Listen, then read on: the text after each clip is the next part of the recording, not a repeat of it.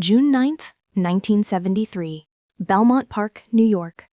A chestnut colt with 3 white stockings explodes out of the starting gate. 10 strides in, the crowd realizes something is wrong. Terribly wrong for every other horse in the race. By the quarter pole, he's 5 lengths in front. By the half mile, he's 12. At the mile, he's 20. People start screaming. Not cheering, screaming, because what they're watching isn't racing anymore. It's something supernatural. The track announcer, Chick Anderson, loses his mind on live television and yells the words that will echo forever. He is moving like a tremendous machine.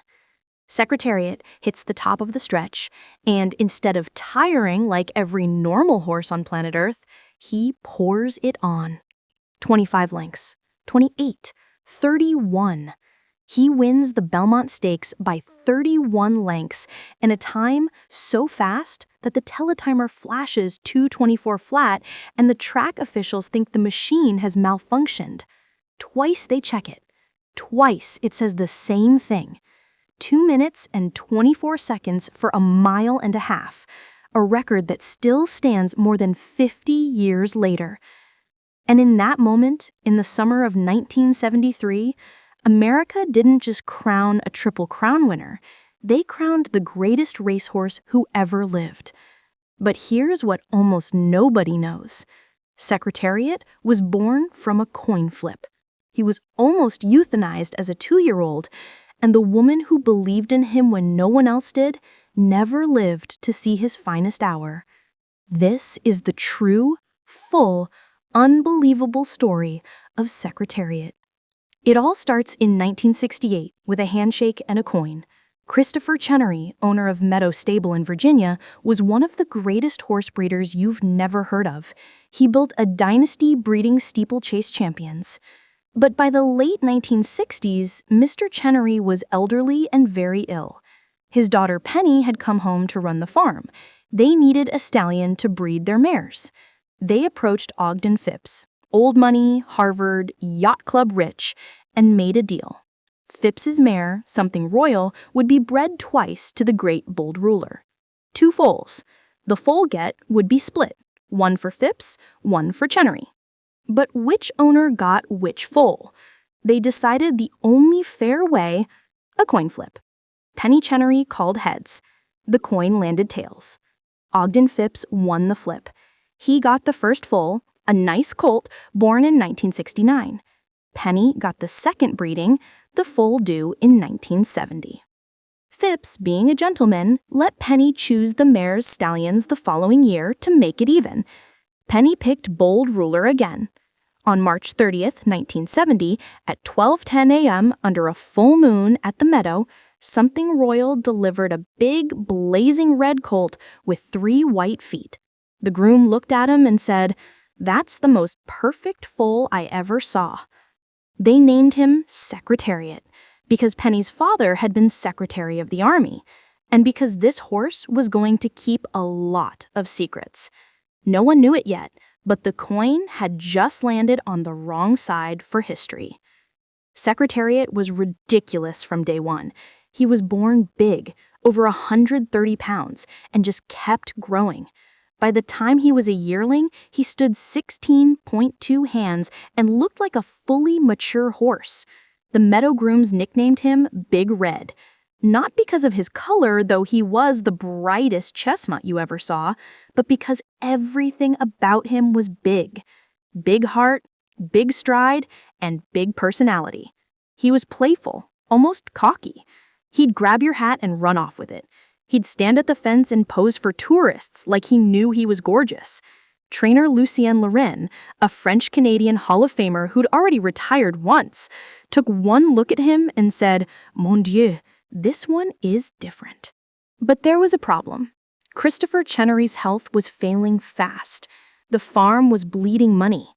Taxes were coming due. Penny Chenery made the hardest decision of her life. She syndicated Secretariat for a then-record $6.08 million, $190,000 a share, before he ever raced. 32 shares. He had to be worth at least that much as a stallion, or the meadow was finished. The pressure on a still unraced 2-year-old was insane. And then, disaster. Secretariat developed a painful abscess under his upper lip just days before his first planned start. He had to be scratched. Some shareholders panicked. Penny stood her ground. He'll run when he's ready. July 4th, 1972. Aqueduct Racetrack. A maiden race for 2-year-olds. Secretariat broke slowly, was dead last, then blew by the field like they were tied to the rail. He won by 6 lengths going away. 11 days later, he won again. Then again. In October, he won the Laurel Futurity by 8 lengths, and the track photographer took the most famous still picture in racing history. Secretariat alone pulling away, the rest of the field tiny in the background. He was voted 1972 Horse of the Year as a 2-year-old. Only one horse had ever done that before, Citation. But 1973 was going to be different. Because in 1973, America needed a superhero. Think about what was happening. Vietnam was still bleeding. Watergate tapes were about to drop. Gas lines, inflation, cynicism everywhere. People were tired. And then came this giant red horse, running like the country wished it could run. Free, powerful, unapologetic. Secretariat became front-page news, not just sports page. Life magazine put him on the cover 3 times. He had his own agent, his own PR team. The hype was insane. And he still had to win the Triple Crown. No horse had done it in 25 years. May 5th, 1973. Churchill Downs. Secretariat drew post 10, bad position. Jockey Ron Turcotte took him back early, dead last again. Then something happened that had never happened before and has never happened since. Secretariat started his move on the first turn, not the backstretch, the first turn. He looped the entire field 5 wide and picked off horses like they were cones. Final quarter in 23 seconds. Final time, 1:59 flat. Still the standing Kentucky Derby record. He didn't just win. He ran the fastest final quarter of any Derby winner ever after running the fastest first mile ever. Chick Anderson screamed, "Secretariat is widening now. He is moving like a tremendous machine." America lost its collective mind. 2 weeks later, Preakness Stakes.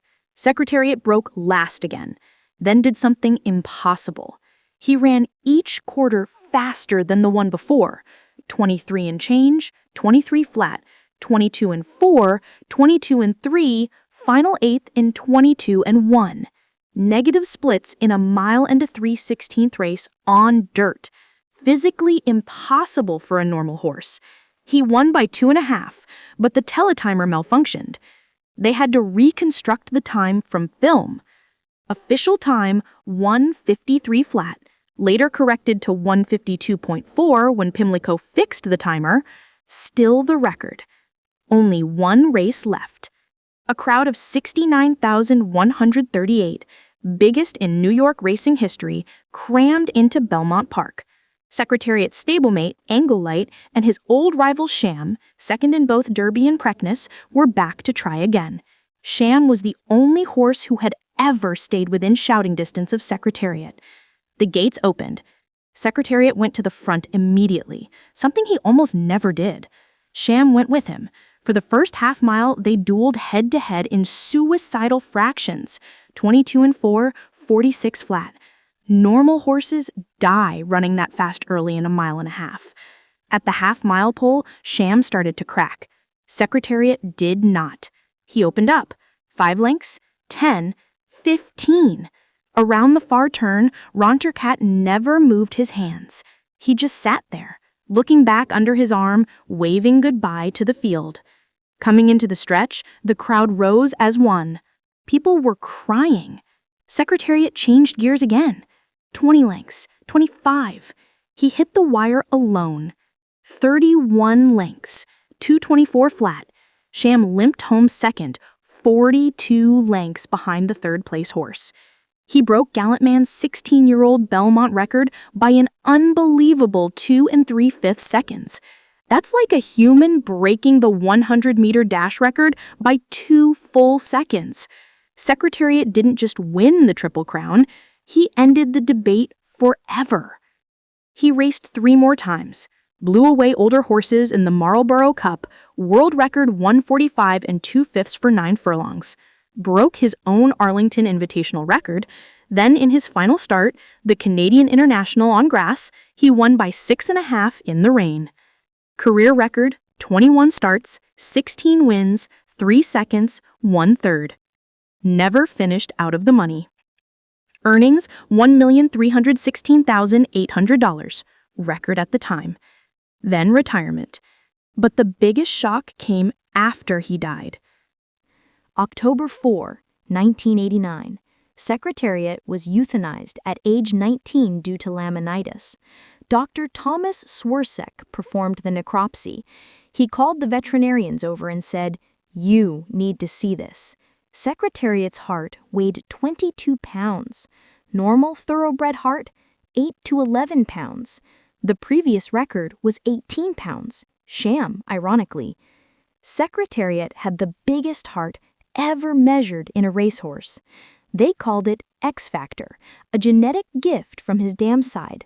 A heart literally twice the size of normal. That's why he could do what he did. Penny Chenery's father, Christopher Chenery, died in January 1973. He never saw his coin flip foal race once. Penny's mother had passed years earlier. Penny, housewife turned racing revolutionary, carried the weight alone. After the Belmont, she stood in the winner's circle sobbing, not because they won, but because her father wasn't there to see it. She later said, "I felt like I had kept a promise to my dad." Secretariat spent his stud career at Claiborne Farm, sired 663 foals, some good runners. Risen Star won the Belmont, Weekend Surprise produced AP Indy, but none like him because lightning doesn't strike twice. So when people ask, who was the greatest racehorse of all time? There's no debate. Frankel was brilliant. Winks was unbeatable. Seabiscuit was the people's horse. Man o' War was mythic, but only one horse ran 31 lengths faster than physics allowed. Only one horse made grown men cry on national television. Only one horse still holds 3 Triple Crown race records, 52 years later. His name was Secretariat, and every time a horse steps onto a track and dreams the impossible, he's chasing a ghost in a red coat with a heart too big for this world. If this story moved you, do 3 things for me right now. Hit that like button. Let's get this to every horse lover on YouTube. Subscribe and ring the bell because we tell stories like this every single week on Living Horse. Drop a comment. What's your favorite Secretariat moment? Until next time, stay blessed.